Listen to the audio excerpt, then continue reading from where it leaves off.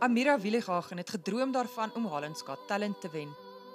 Van haar vorige vertonings sluit in O Mio Babino Caro, sowel as Ave Maria.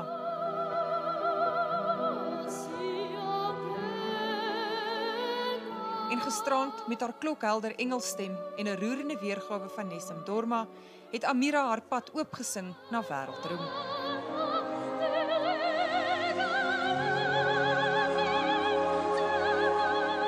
Die 9-jarige het ouer gewoonte die gehoor en duidelik ook die beoordelaars in vervoering gehad.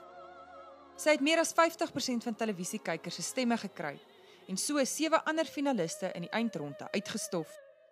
Amira en haar gesin, ma Frida, pa Gerrit en boetie Vincent, was enkele weke gelede in Suid-Afrika vir haar ouma Elsa Brandt se begrafnis. Hulle is oorspronklik van hier.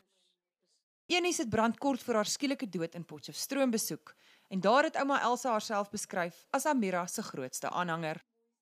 Amira se oom David van Kempton Park in Gauteng sê die familie is uiters trots, maar jammer dat ouma Elsa nie die groot wen kon sien nie.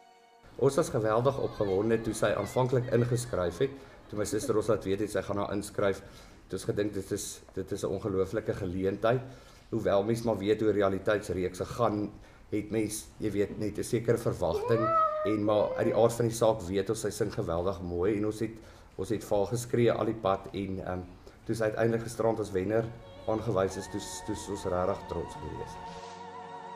Amira kry nou onder meer haar eie glansvertoning in Las Vegas in die VSA.